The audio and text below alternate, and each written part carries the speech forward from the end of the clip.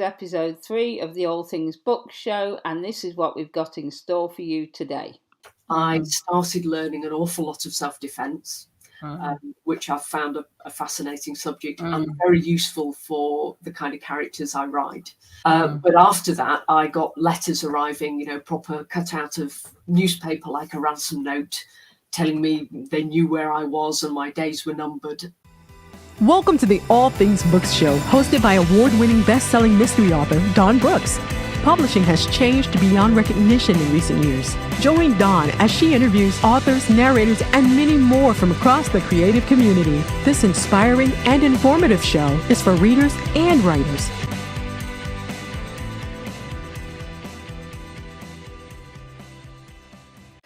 Hello and welcome to episode 3 of the All Things Books show, and today I've got an amazing guest, and you're going to love her because she's had such an interesting life, and her name is Zoe Sharp. So let's bring her in. Hello, Zoe.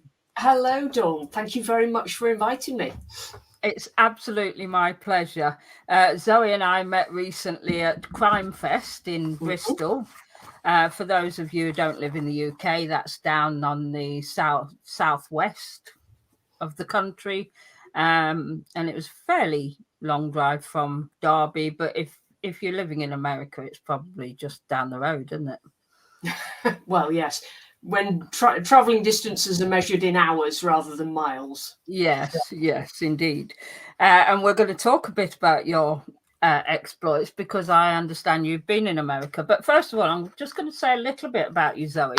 And I was amazingly impressed by this quote on your website from Mr. Lee Child, no less, which says, "If I were a woman, I'd be Zoe Sharp.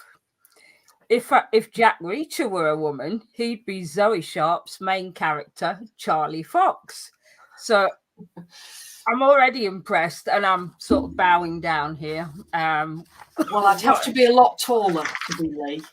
I have to stand on a chair just to talk to him. Yeah, but then so does Tom Cruise, and he does all right, doesn't he? Now, and just a little bit more about you is we'll talk about. Zoe spent most of her formative years living aboard a yacht, no less, on the edge of Morecambe Bay in northwest England. Early in her career, she became a photojournalist, specialising in cars, acquiring the research and writing skills which are the bedrock of the professional author. It also gave her an opportunity to travel in Europe, Japan, and especially the United States, which she's visited frequently over many years. She's a keen biker, car driver, and yachtswoman. And I haven't even mentioned the death threats yet, but we'll come on to that. Oh, okay.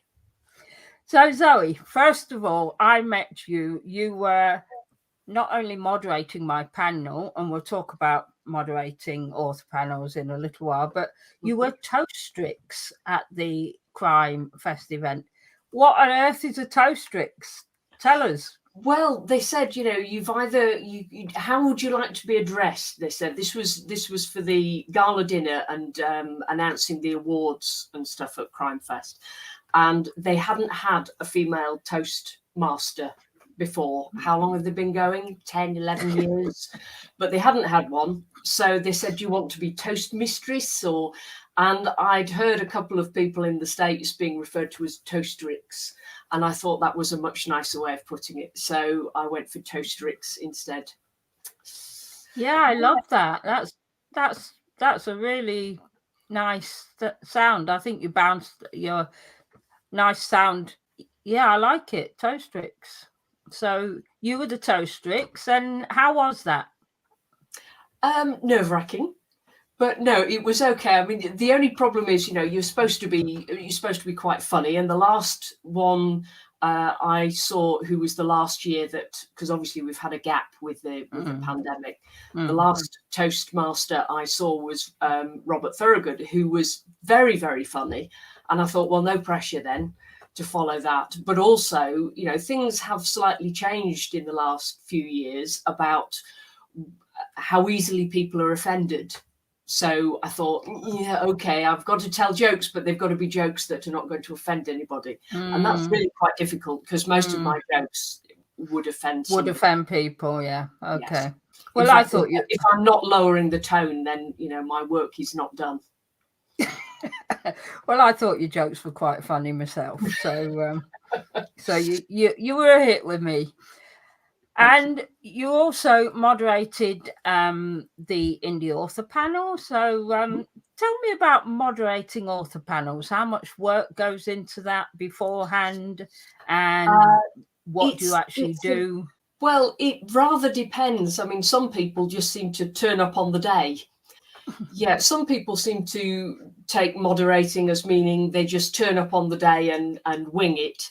But I like to try and read books by all the authors who I'm moderating on the panel and do a short introduction for them, because you've only got, certainly at Crimefest, 50 minutes to do the whole panel. And the last 10 minutes is normally Q&A with the audience. So you've got 5 authors probably to introduce and get questions and reasonable answers in 40 minutes, which is quite tight.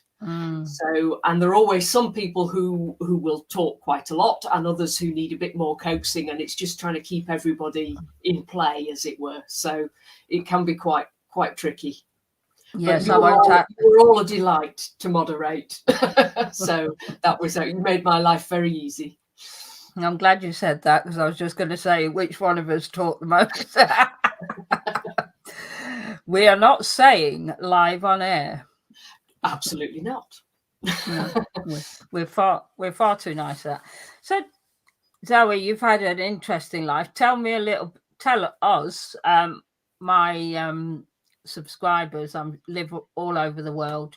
Tell us a little bit about your life and your upbringing. You packed in school quite early. You wrote a book quite early. How did that all begin? Yes. When I was about 7, my parents sold their house and they moved on to a boat. So I was brought up living on a catamaran, which was a sailing boat. And although the plan was to go off sailing, we tended to stay in one place. But I went off and did lots of sailing with other people. I crewed boats for people and learned to do astronavigation and all that sort of stuff. But some people thrive at school and some people don't. And I was not one of those who thrived in formal education. So I actually left school at 12. I did correspondence courses. And then when I was 15, I thought, right, it's probably time I went out and got a job. So I did all sorts of bits and pieces. The only thing I'm actually qualified to be is a horse riding instructor. But I've done all kinds of stuff, which it's always useful. You pick up little bits and pieces from all the experiences you've had, and it all goes into the writing. Nothing's ever wasted. So tell us about this first book you wrote when you were 12. No, I was very slow starting. I didn't write my first 15 complete novel until I was 15. My father, bless him, typed it up for me. Because this was, I'm aging myself horribly. This but is no computers, so pen and paper days. Yeah. Yes, I wrote it longhand, and then he typed it up, electric typewriter with carbon copies, and it went out to all the publishers, the major publishers, who gave it what's known in the trade as rave rejections. They all said, "Oh, it's wonderful, but no, we don't want to publish it." And it still sits in a box in my parents' loft somewhere. And my father keeps threatening to get it out and put it on eBay. And I just threaten him at this point. So no, I don't think that will ever see the light of day. What genre was it? Oh, I was a very horsey child, so it was connected with horses, but there was a bit of crime involved, I seem to remember, because even at that stage, my interest in writing crime and reading crime was fairly well established. So, yes. So, photojournalism, was that next? Yes, I started off purely as a freelance journalist, mainly because I looked at becoming a journalist by the traditional route, but you needed O levels, A levels, preferably a degree in English, and then however much and of then an some. apprenticeship. Yeah. And I started as a freelance, and I think it was 4 years before any of my editors asked me if I had any qualifications. So I was able to say, "You've been paying me to do this for 4 years. Will that do?" And, why are you asking? Yeah. Yeah. And I did that for a long time, and my editors very quickly said, because they were all based in London and I was based up in the Northwest, and they said, "Can you just send us some photos to go with this article?" So I taught myself photography and started doing pictures as well. And gradually, as I started writing the books, I sidewayed into just doing the photography and writing fiction as well. I'm a little bit confused as to why you'd get death threats when you're photographing cars, or have I got the wrong end of the stick? Well, this was not long after the estate agent Susie Lamplugh went to show somebody around a vacant property and was never disappeared. Yeah. And I was asked to go and interview a guy who was supposed to have a very interesting collection of cars. And when I arrived, two things. One, the cars didn't quite exist. And he was very surprised that I didn't turn up on my own. So at the time, I just thought this was a waste of time. But afterwards, very quickly, you start to think, well, what was he planning to do had I arrived on my own? So that concentrates the mind a little bit. I started learning an awful lot of self-defense, which I've found a fascinating subject and very useful for the kind of characters I write. So I also started writing, the Charlie Fox series. But after that, I got letters arriving, proper cut out of newspaper, like a ransom note, telling me they knew where I was and my days were numbered, and the police could never pin it down to it being this guy, but we had our suspicions. So interesting times. It concentrates your mind. You don't sort of normally think about it, and now it's always in my subconscious to be aware of where I'm going and who's around me and what's happening. And if I know I'm going to be leaving somewhere in the dark, then I make sure I park the car so it's easier to drive out rather than having to reverse out. All these little things that you naturally have to think about if you're a woman today, unfortunately. I mean, I've just done a blog about the case of Gracie Spinks, who was being stalked by a guy at her work. This was in Derbyshire. It happened near Chesterfield. And he killed her. And the opportunities that were missed for stopping that happening it's heartbreaking. So you are constantly aware that, you are vulnerable when you're out. Yeah. I certainly remember the Susie Lamplugh case, and I, for many years, worked as a district nurse, and we had to have safety procedures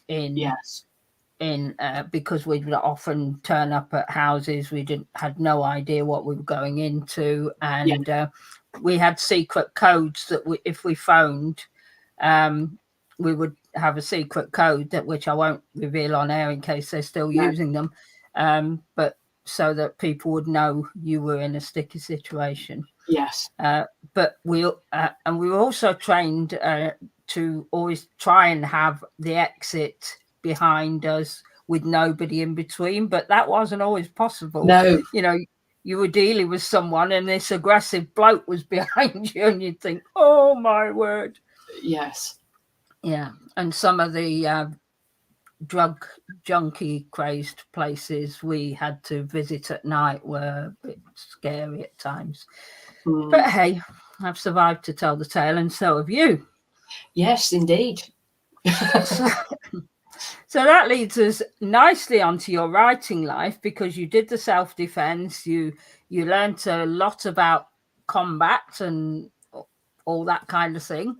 And then you wrote is Charlie your first series? Yes, I started off writing the Charlie Fox books. I mean, I'd had this character hounding me, I suppose, really for years. She arrived as a more or less a fully formed character, and practically put her hands around my throat and said, "You must tell my story." And it's always great when characters arrive like that. So she was the first series character that I wrote, and I've now done standalones and another series, and I'm writing a third series at the moment. So tell us, we'll go through your books, but let's start with Charlie Fox then. Tell us a little bit about her. Obviously, she arrived fully formed. What, for anybody who's never heard of you, how could they not really? Tell us a bit about the character in the books. Well, when I was first started reading, particularly thrillers rather than mysteries, I love the pace of them, but the female characters in them always seem to be the ones who fell over and screamed a lot and needed rescuing. And I really wanted to read about, female characters who would do their own rescuing. Yeah. So eventually I decided I would have to start writing my own, and Charlie really was the result of that. And I didn't want the character to stay static. Some people write a series where the main character never changes, but I wanted her to learn. James Bond, you mean? Well, there's quite a few, and I can see the appeal of it, because it doesn't matter which order a reader picks up your series. If the character doesn't change, they're not missing anything in the progression of the character. But I wanted her to go on quite a journey. So she starts off as a self-defense instructor, and she gradually works her way into working in close protection as a bodyguard, because she's got an ex-army background. And when you come out of the military, almost anywhere, I think, you're often quite badly prepared for civilian life. And particularly if you've left under something of a cloud, as I did, there's very little open to you apart from what they euphemistically call the private contractors market, which is being a mercenary or going into security. So, and women in the close protection world are quite valuable, because it's not obvious that they're the bodyguard. And they can go into places that men can't, with female clients. So I liked the idea of playing with people's perceptions, that she would not be seen as a danger to anybody and would not be seen as a threat. And she would bring anybody who came up against her in for a big surprise. But also I wanted to explore the sort of psychological angle of a character who has the capacity for violence, and particularly a female character with that capacity, because women who can kill in fiction are often treated as sort of, psychotic serial killers or ice cold assassins, and there didn't seem to be a great deal in between. And I wanted someone who was very human, but if you put her in the right circumstances and gave her the right, under the right pressure, she could very easily do someone a lot of damage. Wow. And you wrote 13 in that series, am I correct? 13 and a prequel so far, and a load of short stories and things with Charlie in. So I'm fully intending to return to her, but I've been slightly sidetracked at the moment into writing some other books. So when you first started writing Charlie Fox, what year was that? Oh, well, I started working as a photojournalist in 1988. Yeah. Dates me horribly. And I don't think I've had a proper job since. And I suppose I started writing Charlie, just kind of fiddling around with some scenes with the character and things, probably around the mid-90s. And I finished that. The first book came out in 2001. So I've been writing her since. Yeah. So it would have been out of the ordinary back in 2001, because I'm just thinking there are quite a few now more strong female characters and leads. Oh yes. It seems to have become more of a trend and more acceptable, and so it should have been. It's bonkers. Well, it does, but it bugs me that you have to add strong in front of a female character to show. That's true, and I just did it. Yeah, everybody does. I mean, how else can you describe them? But you don't have to say I write a strong male character, because That's it's true. sort of, it's assumed. But I try not to do the sort of the woman in jeopardy type books. It's something that it doesn't appeal to me too much, so I like to have her in a bit more control.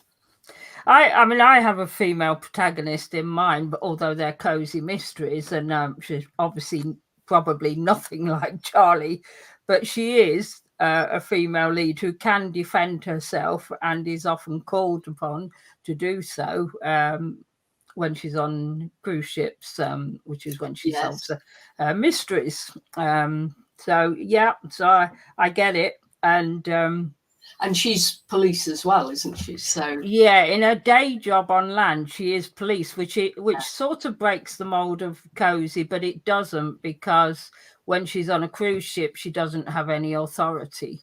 No. So that's how I managed to get around that, because one of the tropes of a cozy mystery, of course, is that you don't have a professional sleuth.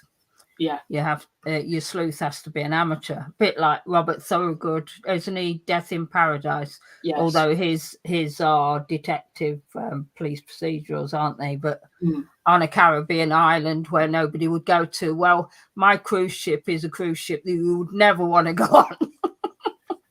Yes, it seems to have quite a high attrition rate, this cruise line. Yes. It certainly has a lot of murders going on board. So I'm so glad I chose a fictional name. Otherwise, I'd be in court by now. So let's move on then. So you did Charlie for how long? Well, I'm still writing her in effect, so I've still got the next book is sort of on the blocks, and in fact the last one I brought out, which was last year, was a prequel to the series. Right. Yeah. So, and is that a sale prequel or free to people who sign up to your newsletters type? No, it's a sale prequel, but I'm still looking at what. Sorry, folks, no freebies here. Well, I do give away the occasional freebie. Yeah. I mean, I'm still looking at what the best way to attract people to the newsletter is, and it seems that everybody's going the freebie route. But the problem is that people. It's very nice to get free books, but do people appreciate the work that's gone into them if they are free, or are they slightly disposable? Yeah. So it's something that's I'm just weighing up at the moment.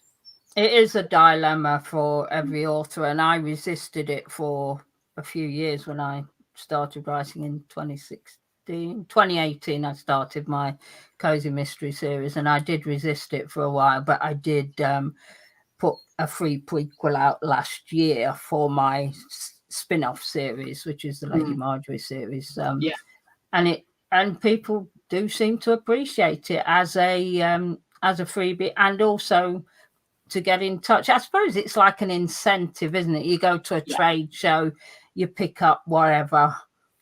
We went to Crimefest, we picked up a bag of books and got a few freebies, and I suppose it's like that. And then if you happen to, I mean, obviously a lot of people will then unsubscribe, which is fine. If they don't want to be there, you don't want to waste people's time. No. But if they read it and actually think, oh, actually, I like this, I would read something else by this author, and then they might go on and buy more books. So that's my dream. Yes. And I've done that with authors where I've you know, I've been given a copy of a book, or it's been in a book bag at an event, and I've read it and gone out and bought their other books. So yeah. So it works for. I mean, people sometimes forget authors are readers as well. Most of us are anyway. I love books, and I spend a fortune on books. So yeah. Yes. While we're on the subject of Charlie still, I noticed you've got audio CDs. A lot of subscribers to this channel are audiobook listeners at the moment, and they and I give them free audiobooks via this channel. I'm bonkers. Boo! But obviously I get some advertising revenue. But do you have any audiobooks in any of your series? Yes, I mean the latest book that came out is the first in a new series, and that's called The Last Time She Died, and that's out in audio. And I've done 2 books so far in the Lake District crime thriller series, and they're both out in audio as well. Brilliant. So the Charlie Fox ones, they were originally out with BBC audiobooks, but they merged, and so that's all become rather complicated. And it was quite early on, wasn't it? And audiobooks have only become a thing in the past really 5 years, where they've become more popular with all age groups. Initially it was for people with visual difficulties, but now they're for anybody. I listen to audiobooks all the time. The format has got so much easier as well. I mean, my early audiobooks were either on cassette, or they were on 10 CDs, and now you have one CD with MP3 or MP4 on, and you know it's so much easier to listen to, or a download or whatever. And I just use various apps, including Audible, and I ask Alexa to read it. Shh, keep your voice down, otherwise she'll start reading something. And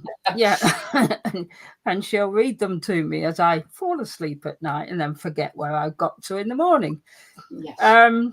Tell us about your second series then. So Charlie was the first.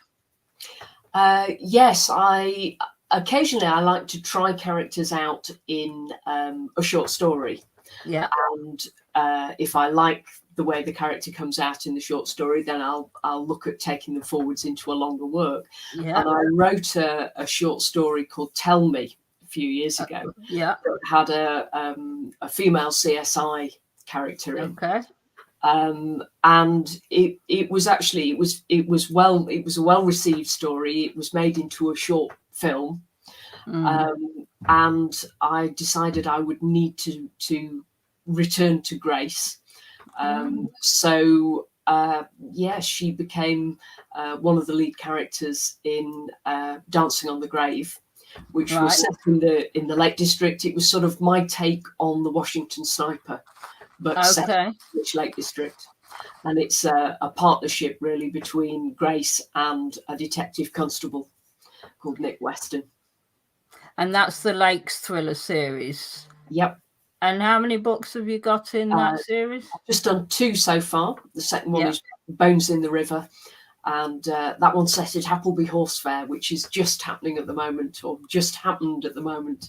So I saw news items about that over the weekend, and it reminded me, seeing the pictures of them washing the gypsy horses in the River Eden at Appleby. And and you lived in the Lake District for a while, didn't you? And I lived in Appleby for a while as well. So, I've been to the horse fair, and I know that area very well. So you're going to have to bring that horse book out. We want to see the horse book, folks. I did bring horses into one of the Charlie Fox books. Okay. Yes, because she's very good on improvised weapons, you see. So at one point she more or less throws a horse at somebody. Oh, poor horse. Oh no, the horse can look after itself. Okay, as long as it's a strong horse. A strong horse, yes. Like a strong man, a strong horse. Okay, so that's the Lake Thriller series, and then we're moving on to Blake and Byron, are we? Yes. I was approached by Bookouture, who are an imprint of Hachette.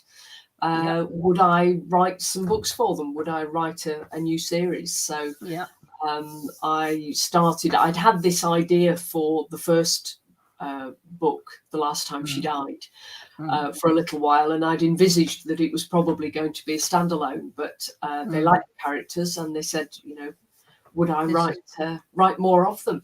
So it wasn't until I'd started writing The Last Time She Died that people said, oh, that sounds like a Josephine Tay story. Because she wrote a book called Brat Farrar, which has been filmed with Oliver Reed years ago as Insomniac, something like that. Oh, okay. And it's about somebody who returns after the family think they're dead to claim an inheritance. Ah, okay. And in this case, it's a girl who returns to her family home on the day of her father's funeral, which is 10 years after she was last seen. And quite a few people in the village where they lived are fairly sure she can't be who she is claiming to be, because they're pretty sure they killed and buried her on the night she disappeared. So that was the idea of the story. The premise. And is she? Oh no, I suppose you've got to keep it secret whether she really did die or whether she's a con artist. Well, she is a bit of a con artist, but that's comes out more in the next book. Yeah, all will be revealed in the future. Oh, yes. And so Bookouture, is that a digital imprint? They're digital, but they do print versions as well. So it's they're very switched on, and so far it's been a great experience. So you're writing for them now. So I'm hybrid. You're hybrid. So some of your other series then, are they now with you, or are they with other publishers from way back when? The rest of my books, I've just got some US rights back, so the rest of my books I have control over. They have all been, or almost all of them have been traditionally published at one point, and I've taken the rights back. So so you've now gone indie stroke hybrid. Yes. Yeah, that's amazing. And I'm going to have a look at this, Blake. Would you describe your books as dark, noir, thriller? They're quite dark. Not suitable for your mother-in-law? Well, my ex-mother-in-law is no longer with us, so yes, they're not for the very faint-hearted, but I don't go big on gore for the sake of it, because after a while it becomes gore porn, and I'm not into that at all. I mean, a certain level of violence can be graphic without being gratuitous. And I try not to fall onto the gratuitous side. I mean, some crime novels seem to revel in the violence, particularly done towards women, and that's not my thing. But I like the technical details rather than lovingly described. And I think that's why I like writing female characters, actually, because you don't go as much into the violent side. It's much more. I mean, obviously I write cozy. It's completely different to what you write.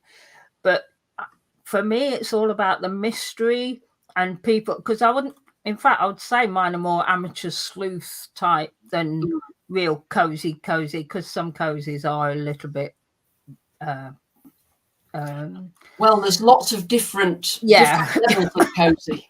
There are, but it's more to me about the puzzle, like Agatha Christie. She'd set out this puzzle, and you had to solve it along with her. And obviously, I made the big mistake in my first book of not allowing the reader to solve it with me. But the readers are very forgiving if they like the book. Well, and I've learned from my mistakes. Yeah, I've gone for a slightly different approach in each series, I think. Yeah. I mean, the Charlie Fox books, because they're all written in first person from her point of view, Yeah. you don't go into other characters' heads. So they tend to be a slightly more linear plot. And although you may well know, who the bad guys are, it's a question of how are they going to get out of this? How are they going to get away or not get away? So there's that aspect. And I do tend to go into the heads of the bad guys in the Lakes series, which has been very interesting. And in fact, exploring the psyches of those characters was part of the interest for me in that.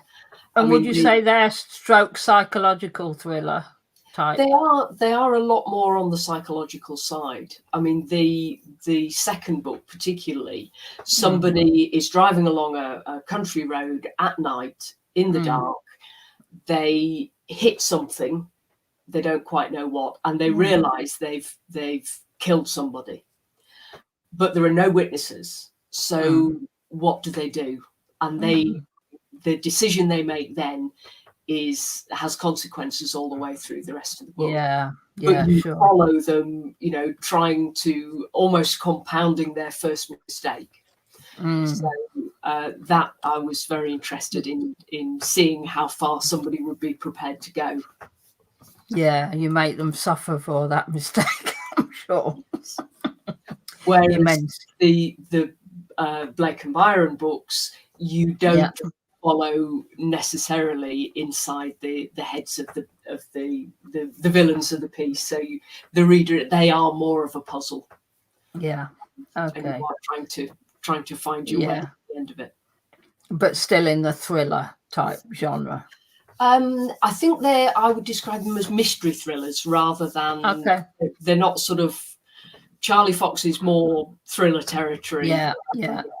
High octane crime thrillers, because there's a certain amount of police procedure, but equally, they're fairly fast paced, and there is a running out of time element to them. So, and is Blake the policeman? He is. He's on sick leave in the first book, which you find out more about as the book goes on. Okay. And he's no longer in the police in the second book. So, I won't, which I am writing at the moment. Okay, very good. And the first book's already out, and the second book will be coming out this year, next year. Well, hopefully this year, but I've had one or two delays with health problems this year, which has slowed me down writing. So yeah, well, life happens, doesn't it? It does rather get in the way sometimes. Yes, it certainly does. And you've written some standalones, you say? Where I didn't catch those. Where are they? Yes, I've done another crime book called The Blood Whisperer, which is about another female CSI who went to prison for a crime she didn't remember committing, and when she gets out, history appears to be repeating itself. So she goes on the run and has to try and clear her own name. Okay. And that was great fun to write. I've done a collaboration with a thriller espionage author, John Lawton. We wrote a book between us, which was very interesting. Trying to do that was great. So yes, and I'm on with other things as well at the moment. So just not writing fast enough. Yeah, I know that's a problem for every writer, isn't it? We can't write fast enough for people who are waiting for our work, which is wonderful that they are waiting for our work. Yes. I mean, I'm never going to complain about that, but I wish I could write a bit faster. Yes. And I've done various sort of short stories and other stuff like that. I was asked to do part of a sort of a collaborative novel, which was almost like a series of collected or linked short stories called Culprits. This was a couple of years ago. Where the editors came up with the idea for the story, which was a heist. And they got all the group of characters to the point where the heist had happened and they were splitting up. And of course, they get double crossed and triple crossed. And then the characters were given to 9 writers and we were told what happens next. You know, do they get away? Do they get caught? Do they get the money? Yeah. So we all had to follow our own character and see what we decided happened to them. And that's now been taken up by Disney Plus and is coming out hopefully this year. So that's. And did they publish every single one of them with the different endings, or are they going to? No, this is they followed each character and then okay. So within one story, right? So I've got a chapter, if you like, of what happened to our character. So it was very interesting to do, to try not to, you know, mess up the timeline too much for everybody. Bit like that. Yeah, I saw that. What was that film recently? Viewpoint, Standpoint, or something, where somebody was assassinated and they had to interview, and everybody had a slightly different story of what had happened. Amazing, fascinating film. Didn't they do each sort of episode in a different style according to the characters? It was a film, so I don't know. I can't remember. I think it was Viewpoint or Standpoint or something like that. Right. It was a fascinating premise, and I really enjoyed the film. Not sure I'd watch it again because it's quite mind blowing, because you have to follow all these different stories to try and work out what really went on, and what was the true perception of what happened to the person who was killed. So what other things are you doing then, Zoe? You've got other projects on the go? Anything you can talk about? You don't have to say anything. We don't have to reveal big secrets here. Well, But if you do, you heard it here first. Oh, okay. I did say I was going to do the Lakes as a trilogy, so I've got the third Lakes book, which I've got all the plot put together for. I've another Charlie Fox book in the works. I've another standalone that I'm working on. I've another collaboration with John Lawton, which I'm supposed to be working on. And I've got another 2 books in the Blake and Byron series to do for Book Couture. So sleep is very overrated at the moment. I bet it is, yeah. And plus another date with Lee. Sorry. I was going to say, in what I laughingly call my spare time, I do sort of house renovation projects. A woman of many talents. And I was going to say, you've got to try and fit in another date with Lee Child, I would think, to get another quote for the Blake and Byron series. This is very true. Well, it's been amazing talking to you, Zoe. Tell us, where can people who want to find out more about you and your work, where can they find you? Right, I'm on Facebook and Twitter as author Zoe Sharp. I'm on Instagram as well. They can visit my website, which is zoesharp.com. And I also blog regularly on Murder is Everywhere, which is a group blog site. Okay, so plenty of places to find you there. I will put those in the notes below this video when it goes live. And I think I need to ask you, give me a book that you would recommend to my readers, bearing in mind that my listeners, bearing in mind some of them are quite squeamish. Oh, quite squeamish. Right. No. Whatever you like. Recommend whatever you like. Well, I've just been reading John Lawton's last series book, Hammer to Fall, which is absolutely great fun. And also Mick Herron's Slow Horses, which is the start of his series and the one which the TV series has been based on. And that was great as well. Okay. And we must ask, do you miss living on a yacht? I mean, I do rather, actually. So Yeah. although I'm sort of trying to get into gardening and growing fruit and veg and things, so a bit hard to do that on a boat. Yeah, well, you do live in Derbyshire. Well, they do. They have living roofs and all sorts of nowadays, don't they? So I'm sure you could. I always fancied the idea of a canal boat. Actually, one of my Carlos Jacobi, my private investigator, he works with a detective sergeant, and she lives on a canal boat. So that's the closest I get to living on a canal boat. My sister lived on a canal boat for many years. So. Oh, brilliant. Well, great talking to you, Zoe, and thanks ever so much for giving us some of your time this afternoon. And thank you very much for inviting me, Dawn. It's been a pleasure. So that was Zoe Sharp. What an interesting interview that was. And I wish I'd lived half the life. I mean, I thought my life was quite interesting, but Zoe's is amazing. I mean, being brought up on a houseboat, writing your first book at the age of 15, being a photojournalist, coming up. I wouldn't like the death threats, to be honest. But everything else she's packed in, and I'm sure Will has got planned to pack into the future.